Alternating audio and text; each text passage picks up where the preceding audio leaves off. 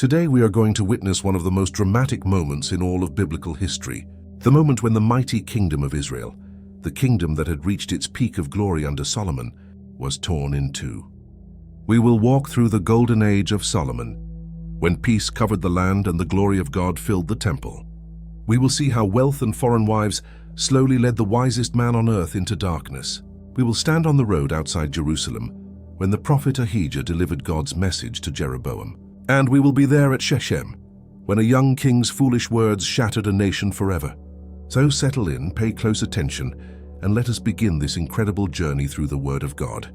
There was a time when the kingdom of Israel shone brighter than any nation on earth. It was the time of Solomon, son of David, a king whose reign began with a promise from God himself.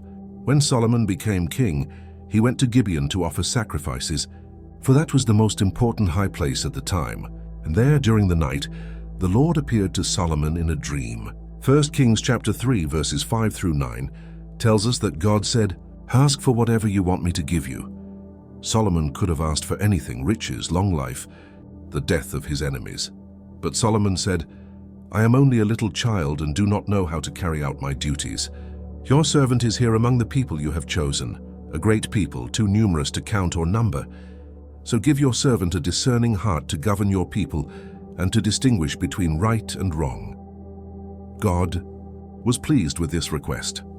1 Kings chapter 3 verses 10 through 13 records his response. "Since you have asked for this and not for long life or wealth for yourself, nor have asked for the death of your enemies, but for discernment in administering justice, I will do what you have asked. I will give you a wise and discerning heart, so that there will never have been anyone like you, nor will there ever be. Moreover, I will give you what you have not asked for, both wealth and honor, so that in your lifetime you will have no equal among kings." Solomon's wisdom became legendary throughout all the earth. 1 Kings chapter 4 verses 29 through 31 tells us that God gave Solomon wisdom and very great insight, and a breadth of understanding as measureless as the sand on the seashore. Solomon's wisdom was greater than the wisdom of all the people of the East, and greater than all the wisdom of Egypt. He was wiser than anyone else, wiser than Ethan the Ezrahite, wiser than Heman, Calcol, and Darda, the sons of Mahol, and his fame spread to all the surrounding nations. But wisdom was not the only blessing upon Israel in those days. There was also peace. 1 Kings chapter 4 verse 24 declares that he ruled over all the kingdoms west of the Euphrates River from Tifsa to Gaza, and had peace on all sides. Verse 25 adds, "During Solomon's lifetime, Judah and Israel, from Dan to Beersheba, lived in safety, everyone under their own vine and under their own fig tree." The greatest achievement of Solomon's reign was the construction of the temple. It was the dream that his father David had carried in his heart, but was not permitted to fulfill. 1 Kings chapter 6 verse 1 marks this historic moment. In the 480th year after the Israelites came out of Egypt, in the 4th year of Solomon's reign over Israel, in the month of Ziv, the 2nd month, he began to build the temple of the Lord. For 7 years the work continued. The walls were lined with cedar carved with gourds and open flowers. The inner sanctuary was overlaid with pure gold. 2 cherubim of olive wood stood in the most holy place, each 10 cubits high, their wings stretching from wall to wall. When the temple was finally complete, the priests brought the Ark of the Covenant into the inner sanctuary and placed it beneath the wings of the cherubim. 1 Kings chapter 8 verses 10 and 11 describes what happened next. When the priests withdrew from the holy place, the cloud filled the temple of the Lord, and the priests could not perform their service because of the cloud. For the glory of the Lord filled his temple. The glory of God filled that house so completely that the priests could not even stand to minister. This was the high point of Israel's history. With peace secured on every side, Solomon turned his attention to trade and international commerce. One of his most important relationships was with Hiram, king of Tyre. 1 Kings chapter 5 verses 8 and 9 records Hiram's message to Solomon. "I have received the message you sent me and will do all you want in providing the cedar and juniper logs. My men will haul them down from Lebanon to the Mediterranean Sea, and I will float them as rafts by sea to the place you specify." In exchange, 1 Kings chapter 5, verse 11, tells us that Solomon gave Hiram 20,000 cores of wheat as food for his household, in addition to 20,000 baths of pressed olive oil. Solomon continued to do this for Hiram year after year. Solomon built a fleet of ships at Etzion-Geber, on the shore of the Red Sea. 1 Kings chapter 9 verses 27 and 28 reveals what came next. And Hiram sent his men, sailors who knew the sea, to serve in the fleet with Solomon's men. They sailed to Ophir and brought back 420 talents of gold, which they delivered to King Solomon. 1 Kings chapter 10 verse 14 gives us Solomon's annual income. The weight of the gold that Solomon received yearly was 666 talents, and that was not counting the revenue from merchants and traders. News of Solomon's wisdom and wealth spread across the ancient world. 1 Kings chapter 10 verse 1 introduces the Queen of Sheba. When the Queen of Sheba heard about the fame of Solomon and his relationship to the Lord, she came to test Solomon with hard questions. She arrived with a great caravan, camels carrying spices, large quantities of gold and precious stones. 1 Kings chapter 10 verse 3 tells us that Solomon answered all her questions. Nothing was too hard for the king to explain to her. 1 Kings chapter 10 verses 6 and 7 records her words. The report I heard in my own country about your achievements and your wisdom is true. But I did not believe these things until I came and saw with my own eyes. Indeed, not even half was told me. In wisdom and wealth you have far exceeded the report I heard. 1 Kings chapter 10 verse 23 summarizes this era. King Solomon was greater in riches and wisdom than all the other kings of the earth. But all this splendor came at a cost that the people of Israel felt every single day. To maintain his vast kingdom, Solomon needed a constant supply of food and resources. To meet this need, he reorganized the entire nation. 1 Kings chapter 4 verse 7 explains the system. Solomon had 12 district governors over all Israel, who supplied provisions for the king and the royal household. Each one had to provide supplies for 1 month in the year. 1 Kings chapter 4 verses 22 and 23 lists the daily provisions required. Solomon's daily provisions were 30 core of the finest flour and 60 cores of meal, 10 head of stall-fed cattle, 20 of pasture-fed cattle, and 100 sheep and goats, as well as deer, gazelles, roebucks, and choice fowl.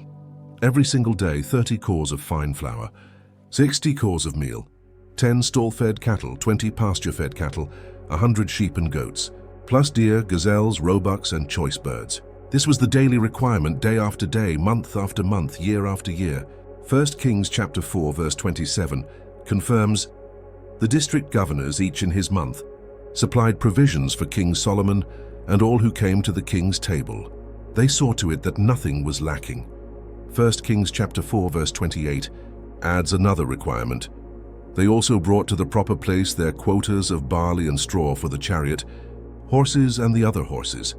1 Kings chapter 4 verse 26 tells us Solomon had 4,000 stalls for chariot horses and 12,000 horses. All of this had to be fed, all of this had to be maintained. The farmers and shepherds of each region had to produce enough to feed the royal court for an entire month. While Solomon lived in luxury, the people of Israel worked to provide it. But taxation was not the only burden. There was something else that cut even deeper: forced labor. 1 Kings chapter 5 verses 13 and 14 reveals the scale. King Solomon conscripted laborers from all Israel, 30,000 men. He sent them off to Lebanon in shifts of 10,000 a month, so that they spent 1 month in Lebanon and 2 months at home. Adoniram was in charge of the forced labor. 30,000 men taken from their homes, taken from their families, for 1 month out of every 3. These men had to leave everything behind and travel to Lebanon to cut timber. But the 30,000 who went to Lebanon were not the only ones. 1 Kings chapter 5 verse 15 adds, Solomon had 70,000 carriers and 80,000 stonecutters in the hills. 30,000 in Lebanon, 70,000 carriers, 80,000 stonecutters, 180,000 men conscripted for Solomon's building projects. 1 Kings chapter 5 verse 16 mentions, as well as 3,300 foremen who supervised the project and directed the workers. The work was not limited to the temple. After completing the temple in 7 years, Solomon spent 13 years building his palace. 1 Kings chapter 9 verses 15 and 17 through 19 lists his projects. Here is the account of the forced labor King Solomon conscripted to build the Lord's temple, his own palace, the terraces, the wall of Jerusalem, and Hazor, Megiddo, and Gezer. He built up Lower Beth-horon, Baalath, and Tadmor in the desert, within his land, as well as all his store cities and the towns for his chariots and for his horses. All of this required labor. Year after year the people worked, and Adoniram son of Abda was in charge of it all. Solomon was the wisest man who ever lived, but wisdom in the mind does not always protect the heart. 1 Kings chapter 11 verse 1 reveals, King Solomon, however, loved many foreign women besides Pharaoh's daughter, Moabites, Ammonites, Edomites, Sidonians, and Hittites. These were the very peoples God had specifically warned Israel about. 1 Kings chapter 11 verse 2 recalls God's command. They were from nations about which the Lord had told the Israelites, "You must not intermarry with them, because they will surely turn your hearts after their gods." Deuteronomy chapter 7 verses 3 and 4 had stated this warning long before. Do not intermarry with them. Do not give your daughters to their sons, or take their daughters for your sons, for they will turn your children away from following me to serve other gods, and the Lord's anger will burn against you. But what did Solomon do? 1 Kings chapter 11 verse 2 continues, Nevertheless, Solomon held fast to them in love. 1 Kings chapter 11 verse 3 gives us the number. He had 700 wives of royal birth and 300 concubines, and his wives led him astray. 700 wives, 300 concubines, 1,000 women in total, each one from a foreign nation, each one bringing her own gods into the palace of the king of Israel.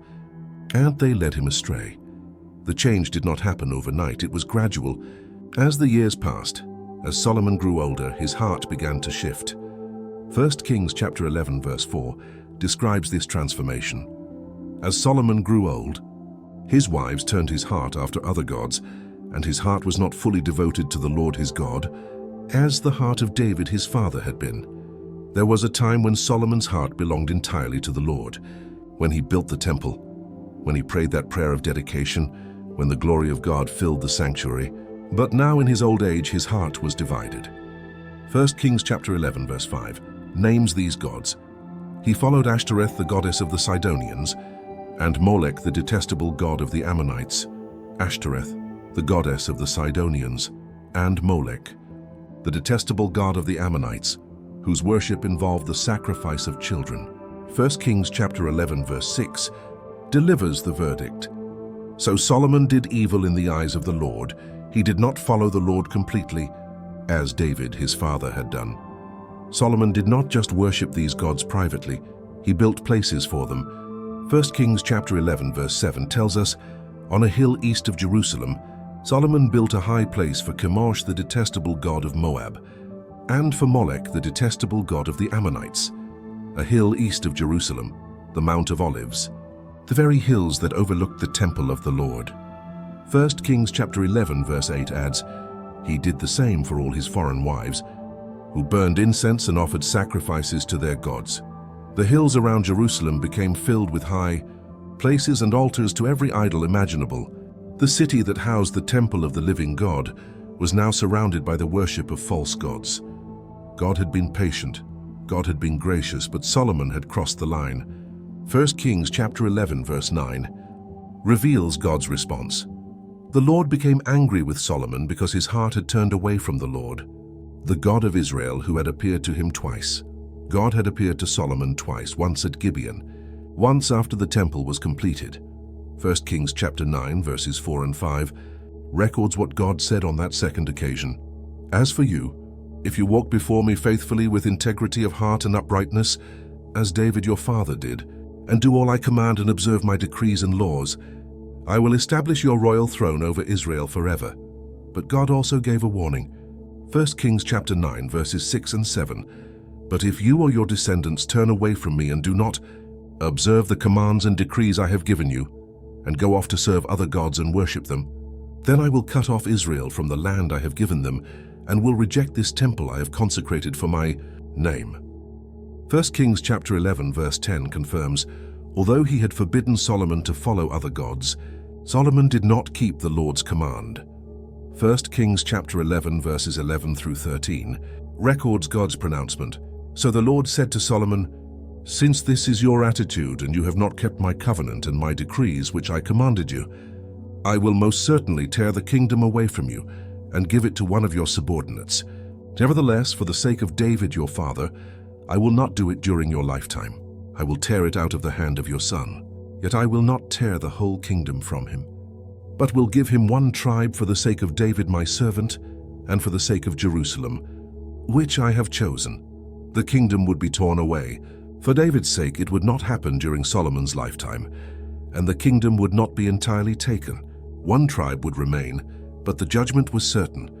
God's judgment did not wait until after Solomon's death to begin. Even during his reign, the Lord began to raise up adversaries. 1 Kings chapter 11 verse 14 introduces the first.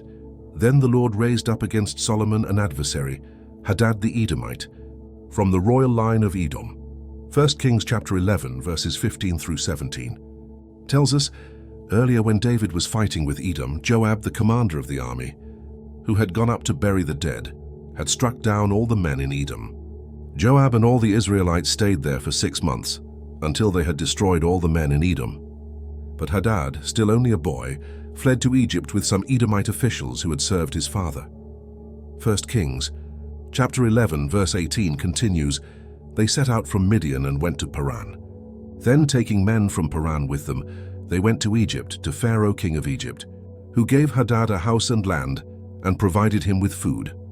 1 Kings chapter 11 verse 19 reveals, Pharaoh was so pleased with Hadad that he gave him a sister of his own wife, Queen Tahpenes, in marriage. 1 Kings chapter 11 verse 21 tells us, while he was in Egypt, Hadad heard that David rested with his ancestors and that Joab the commander of the army was also dead.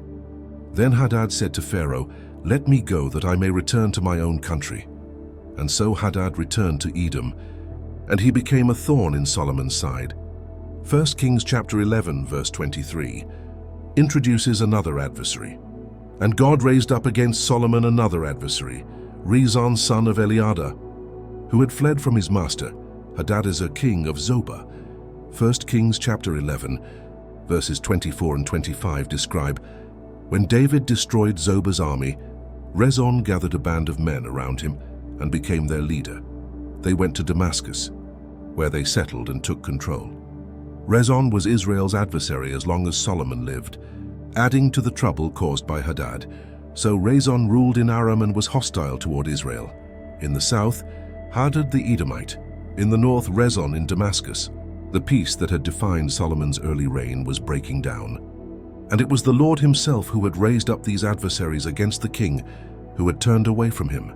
Among the many men who served under Solomon, there was one who stood out from all the rest. His name was Jeroboam, son of Nebat. He was an Ephraimite, a man from the northern tribes, born in a town called Zeredah. His mother was a widow named Zeruah.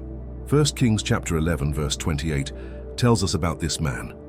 Now Jeroboam was a man of standing, and when Solomon saw how well the young man did his work, he put him in charge of the whole labor force of the tribes of Joseph.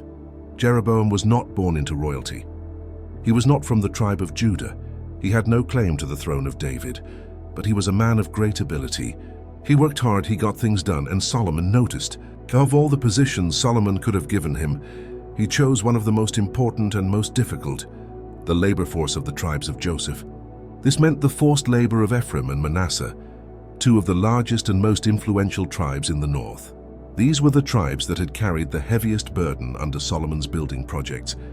These were the people who had been sent to Lebanon in shifts, who had worked as carriers and stonecutters, who had felt the weight of the king's demands more than anyone else, and now Jeroboam was in charge of them all.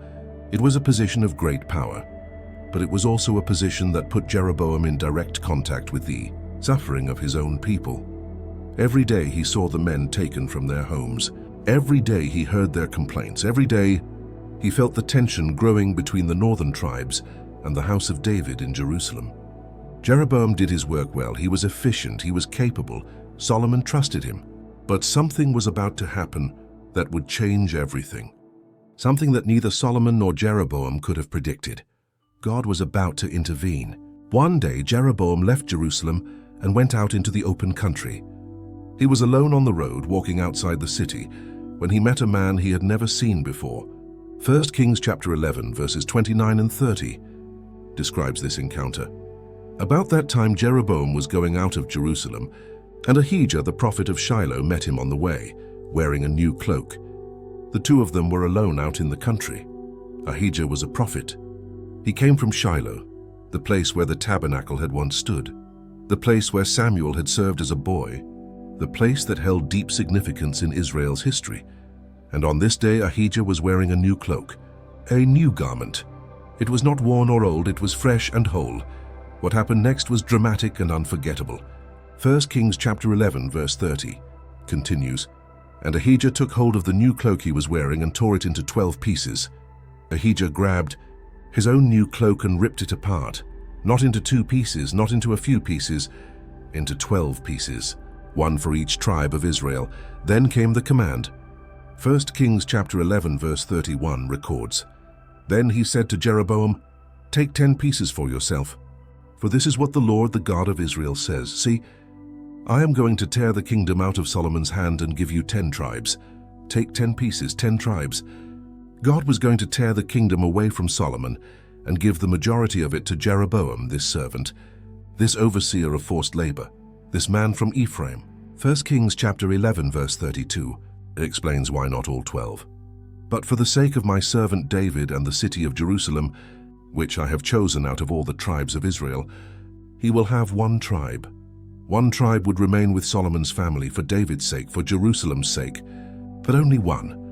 1 Kings chapter 11, verses 33 and 34 gives the reason for this judgment. "I will do this because they have forsaken me and worshipped Ashtoreth, the goddess of the Sidonians, Chemosh, the god of the Moabites, and Molech, the god of the Ammonites, and have not walked in obedience to me, nor done what is right in my eyes, nor kept my decrees and laws as David, Solomon's father, did. But I will not take the whole kingdom out of Solomon's hand. I have made him ruler all the days of his life for the sake of David my servant, whom I chose and who obeyed my commands and decrees." Solomon had turned away from God. He had worshipped foreign gods. He had not walked in God's ways like his father David. And now the kingdom would be torn from his family. 1 Kings chapter 11, verse 35 confirms, "I will take the kingdom from his son's hands and give you 10 tribes." Not from Solomon directly, from his son. The judgment would fall on the next generation. 1 Kings chapter 11, verse 36 adds, "I will give one tribe to his son, so that David my servant may always have a lamp before me in Jerusalem, the city where I chose to put my name." One tribe, a lamp for David, a remnant in Jerusalem. But the rest would belong to Jeroboam. But God did not simply hand Jeroboam a kingdom without conditions. There was a promise, yes, but there was also a requirement. 1 Kings chapter 11, verse 37 records God's word to Jeroboam through Ahijah. "However, as for you, I will take you, and you will rule over all that your heart desires. You will be king over Israel." All that your heart desires, king over Israel. This was an incredible promise. Jeroboam the servant would become a king, but then came the condition. 1 Kings chapter 11, verse 38 continues, "If you do whatever I command you and walk in obedience to me and do what is right in my eyes by obeying my decrees and commands as David my servant did, I will be with you. I will build you a dynasty as enduring as the one I built for David, and will give Israel to you." If. That small word carried enormous weight. If Jeroboam would obey God, if he would walk in God's ways, if he would do what was right, if he would keep the commandments, then God would be with him. Then God would build him a lasting dynasty. Then God would establish his throne. The example was clear: David. Not Solomon, David, the man after God's own heart. The king who, despite his failures, always returned to the Lord. The king whose heart remained devoted to God. That was the standard. That was what Jeroboam needed to follow. 1 Kings chapter 11, verse 39 concludes God's message: "I will humble David's descendants because of this, but not forever." David's line would be humbled. They would lose 10 tribes. They would be reduced to a small kingdom, but not forever. God's covenant with David would not be completely broken. The lamp would continue to burn in Jerusalem. This was God's covenant with Jeroboam. A kingdom offered, a dynasty promised, but all of it conditional on obedience. All of it depending on whether Jeroboam would follow God or follow his own path. The torn cloak lay in pieces on the ground, 10 pieces in Jeroboam's hands. The future of Israel had been revealed. Now everything depended on what would happen next. Word travels fast in a royal court. Secrets are hard to keep when prophets speak in the open country, and servants talk among themselves. Somehow Solomon found out what Ahijah had said to Jeroboam. 1 Kings chapter 11 verse 40 tells us Solomon's response. Solomon tried to kill Jeroboam, but Jeroboam fled to Egypt, to Shechem the king, and stayed there until Solomon's death. Solomon tried to kill him, the king who had been given wisdom from God, the king who had built the temple, the king who had judged between 2 mothers with such insight. That same king now sought to murder his own servant to prevent God's word from coming true. But Jeroboam escaped. He fled south out of Israel, out of Solomon's reach, all the way to Egypt. There he found refuge with Pharaoh Shechem. Shechem was a new dynasty in Egypt. He was not the same Pharaoh whose daughter Solomon had married. He was a Libyan who had risen to power and established his own rule. And he was willing to shelter this fugitive from Israel. So Jeroboam waited, day after day, month after month, year after year. He lived in Egypt as an exile, watching from a distance, waiting for the news that would change everything. Meanwhile, Solomon continued to reign in Jerusalem. 1 Kings chapter 11 verse 42 tells us Solomon reigned in Jerusalem over all Israel 40 years. 40 years, 4 decades on the throne. From the young king who asked for wisdom to the old king who worshipped foreign gods. From the builder of the temple to the builder of high places for idols. 40 years of glory and 40 years of decline. 1 Kings chapter 11 verse 43 records the end. Then he rested with his ancestors and was buried in the city of David his father.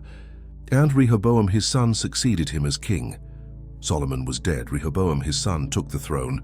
And somewhere in Egypt, Jeroboam heard the news. The time had come. When Solomon died, something unusual happened.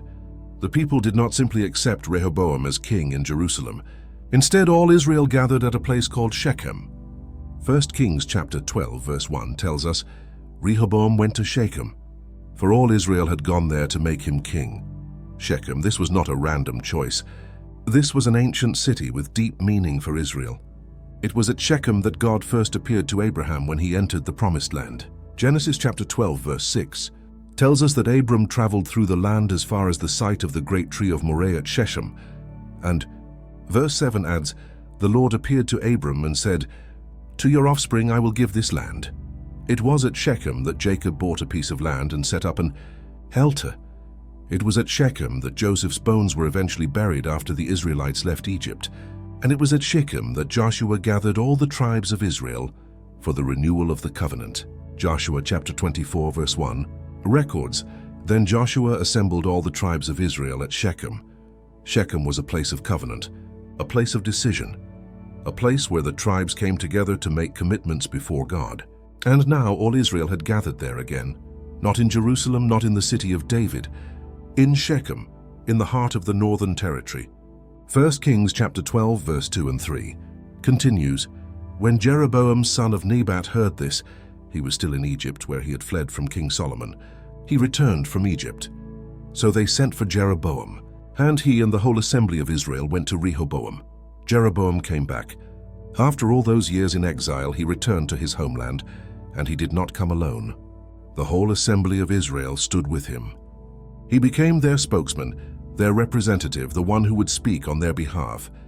1 Kings chapter 12 verse 4 records what they said to Rehoboam.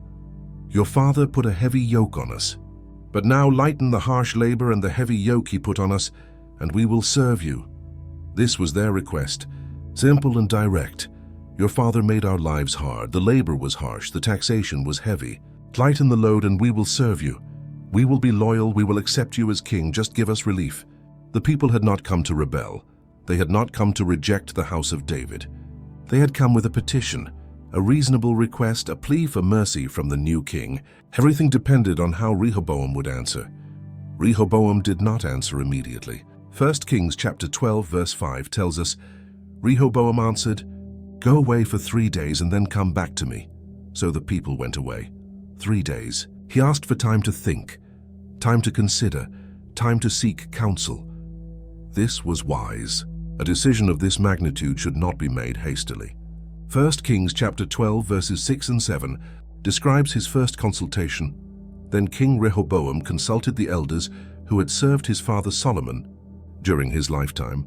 "How would you advise me to answer these people?" he asked. They replied, "If today you will be a servant to these people and serve them and give them a favorable answer, they will always be your servants." The elders, the old men, the ones who had served Solomon and watched the kingdom grow, the ones who had seen both the glory and the cost, they gave Rehoboam clear advice. Be a servant, serve the people, give them a favorable answer, speak kindly to them, and they will serve you forever. This was wisdom. True leadership is not about domination. It is about service. A king who serves his people earns their loyalty. A king who listens to their concerns wins their hearts. The elders understood this. They had learned it through years of experience. But Rehoboam was not satisfied with their advice. 1 Kings chapter 12 verses 8 through 11 tells us what happened next. But Rehoboam rejected the advice the elders gave him and consulted the young men who had grown up with him and were serving him. He asked them, "What is your advice? How should we answer these people who say to me, 'Lighten the yoke your father put on us'?" The young men who had grown up with him replied, "These people have said to you, 'Your father put a heavy yoke on us, but make our yoke lighter.' Now tell them, 'My little finger is thicker than my father's waist. My father laid on you a heavy yoke. I will make it even heavier. My father scourged you with whips. I will scourge you with scorpions." The young men, his friends, the ones who had grown up with him in the palace. They had never worked a day in the labor gangs. They had never felt the weight of taxation. They had never known anything but privilege and comfort. And their advice was brutal. "My little finger is thicker than my father's waist." In other words, even the smallest part of me is more powerful than all of my father. My father was nothing compared to what I will be. My father scourged you with whips. I will scourge you with scorpions. Scorpions were whips with sharp barbed ends that tore the flesh. The young men were telling Rehoboam to threaten the people with even greater cruelty than they had already endured. This was not wisdom, this was arrogance, this was pride. This was the foolishness of men who had never suffered and could not understand those who had. And Rehoboam listened to them. The 3 days passed, the people returned, and Rehoboam gave his answer. 1 Kings chapter 12, verses 13 and 14, records that terrible moment. The king answered the people harshly. Rejecting the advice given him by the elders, he followed the advice of the young men and said, "My father made your yoke heavy, I will make it even heavier. My father scourged you with whips, I will scourge you with scorpions." He chose harshness, he chose cruelty. He chose the words of the young men over the wisdom of the elders. He threatened the people instead of serving them. He promised more pain instead of relief. 1 Kings chapter 12 verse 15 reveals the deeper truth behind this decision. So the king did not listen to the people, for this turn of events was from the Lord, to fulfill the word the Lord had spoken to Jeroboam son of Nebat through Ahijah the Shilonite. This turn of events was from the Lord. Rehoboam made his choice freely. He chose pride over humility. He chose the young men over the elders, but God was working through it all. The prophecy given to Jeroboam was being fulfilled. The kingdom was about to be torn. 1 Kings chapter 12 verse 16 records the people's response. When all Israel saw that the king refused to listen to them, they answered the king, "What share do we have in David? What part in Jesse's son? To your tents, Israel. Look after your own house, David." So the Israelites went home. What share do we have in David? They were done. The bond between the northern tribes and the house of David, the bond that had held Israel together for generations, was broken in an instant. They rejected Rehoboam. They rejected Jerusalem. They rejected the entire dynasty. "To your tents, Israel." This was the cry of separation, the cry of independence, the cry of a people who had been pushed too far. But Rehoboam did not understand how serious the situation was. 1 Kings chapter 12 verse 18 tells us, King Rehoboam sent out Adoniram, who was in charge of forced labor, but all Israel stoned him to death. Adoniram, the man who had overseen the labor gangs, the man whose name represented everything the people hated about Solomon's rule. Rehoboam sent him to negotiate with the rebellious tribes. He It was the worst possible choice. And the people killed him. They stoned him to death right there in the open. 1 Kings chapter 12 verse 18 concludes, King Rehoboam, however, managed to get into his chariot and escape to Jerusalem. The king fled. He ran for his life. He jumped into his chariot and raced back to Jerusalem as fast as his horses could carry him. The United Kingdom of Israel was finished. 1 Kings chapter 12 verse 19 summarizes, So Israel has been in rebellion against the house of David to this day. With Rehoboam gone, the northern tribes needed a leader, and they knew exactly who they wanted. 1 Kings chapter 12 verse 20 tells us, When all the Israelites heard that Jeroboam had returned, they sent and called him to the assembly and made him king over all Israel. Only the tribe of Judah remained loyal to the house of David. Jeroboam was king. The man who had once supervised the forced labor of the northern tribes was now their ruler. The man who had fled to Egypt as a fugitive was now wearing a crown. The prophecy of Ahijah had come true. The 10 pieces of the torn cloak now represented 10 tribes under Jeroboam's rule. Only Judah remained with Rehoboam, the tribe of David, the tribe of the royal family, along with Benjamin, the small tribe whose territory bordered Jerusalem. Everything else belonged to Jeroboam. But Rehoboam was not ready to accept this division. 1 Kings chapter 12 verse 21 tells us, When Rehoboam arrived in Jerusalem, he mustered all Judah and the tribe of Benjamin, 180,000 able young men, to go to war against Israel and to regain the kingdom for Rehoboam son of Solomon. 180,000 soldiers, an army assembled for civil war, brother against brother, Israelite against Israelite. Rehoboam was determined to take back what he had lost. He would conquer the north by force if necessary, but God had other plans. 1 Kings chapter 12 verses 22 through 24 records what happened next. But this word of God came to Shemaiah the man of God. Say to Rehoboam son of Solomon king of Judah, to all Judah and Benjamin and to the rest of the people, this is what the Lord says, Do not go up to fight against your brothers the Israelites. Go home every one of you, for this is my doing. So they obeyed the word of the Lord and went home again, as the Lord had ordered. Shemaiah the prophet brought God's message, Do not fight, go home, this is my doing. This is my doing. God claimed responsibility. The division was not an accident. It was not simply the result of Rehoboam's foolishness. It was God's judgment on the house of Solomon for turning away from him. It was the fulfillment of what God had promised through Ahijah, and the people obeyed. The 180,000 soldiers went home. The war never happened. The kingdom remained divided. From that day forward, there were 2 kingdoms where once there had been one. In the south, Judah, ruled by the descendants of David from the city of Jerusalem. In the north, Israel, ruled by Jeroboam from wherever he chose to establish his throne. The golden age of Solomon was over. The United Kingdom of Israel was finished, and the long, painful history of the divided monarchy had begun. And so the kingdom that once shone as the greatest in all the earth was now divided in 2. What God had built through David, what Solomon had expanded with wisdom and wealth, was torn apart in a single day at Shechem. The seeds of this division were not planted overnight. They grew slowly, year after year, through heavy burdens placed on the people, through forced labor that took fathers from their homes, through a king whose heart turned away from the God who had given him everything. Solomon started his reign asking for wisdom. He ended it building altars to foreign gods. He started with the glory of God filling the temple. He ended with the Lord raising up enemies on every side. And when his son had the chance to heal the wounds, he chose pride over humility, harshness over kindness, the counsel of fools over the wisdom of the elders. 1 kingdom became 2. 10 tribes followed Jeroboam. 1 tribe remained with Rehoboam, and the people who had once lived in peace under their own vines and fig trees were now divided, never to be fully united again. This is the story of how Israel was torn apart. A story of blessing and failure. A story of wisdom gained and wisdom lost. A story that reminds us that even the greatest among us can fall when we turn our hearts away from God.